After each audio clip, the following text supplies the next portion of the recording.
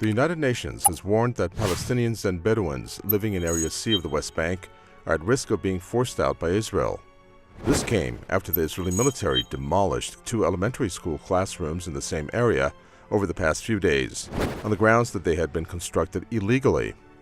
The UN says such practices had already created a coercive environment that violates the basic rights of residents, including the right to education.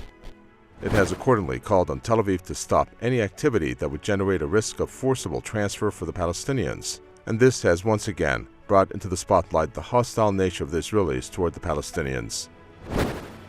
It's really a 2-part empire that we live under now.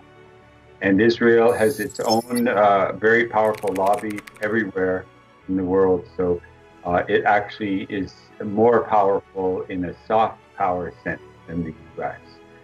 So it can bomb schools, it can murder Palestinians daily, and it gets away with it. It's why I'm devoted the rest of my life to fighting Israel and defending the Palestinians, because it's just so clearly an unjust situation. The more people that do stand up to Israel, eventually that's our only hope, that this will finally bring some reality to world politics.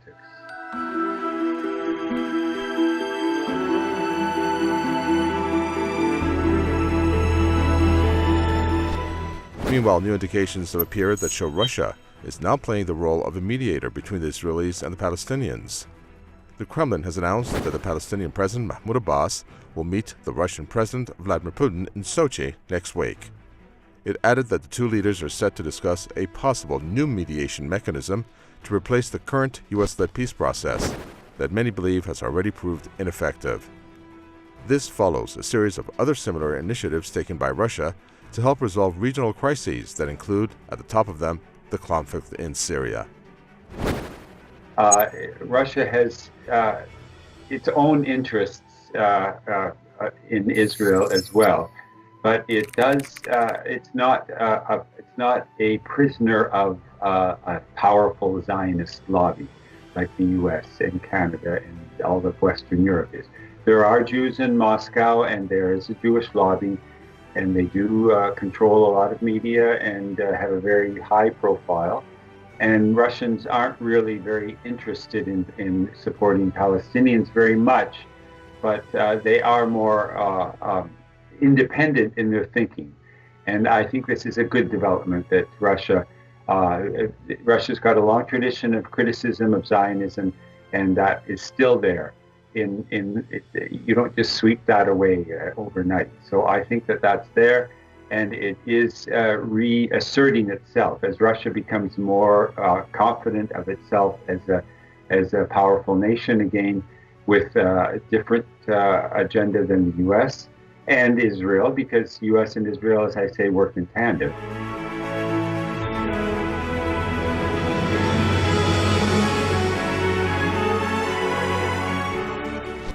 The Palestinian President Abbas has now made his criticisms of America's handling of peace talks with the Israelis public. Abbas has been quoted by media as saying that the U.S. administration was no longer qualified to act as an honest broker in the Israeli-Palestinian peace process. He specifically criticized U.S. President Donald Trump for recognizing Jerusalem Al-Quds as the capital of Israel. The Palestinian leader said the move had already killed any prospects for peace talks with Israelis. Israel, it's managed to fashion itself as an exceptional country that can get away with anything. The idea of chosen people is at the back of their minds. It's very much like the U.S. The U.S. gets away with just as many horrible atrocities as Israel, more because it's much bigger and it's doing it all over the world. Trump's decision to declare Jerusalem Al-Quds as the capital of Israel clearly puts efforts to create peace between the Israelis and the Palestinians into disarray.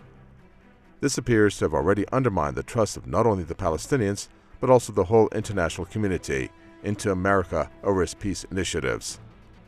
The current signs show that Russia is now trying to substitute the U.S. as a peace broker, and its efforts to bring the Israelis and the Palestinians to the negotiating table will prove whether it be recognized as an effective and trustworthy broker instead of the U.S.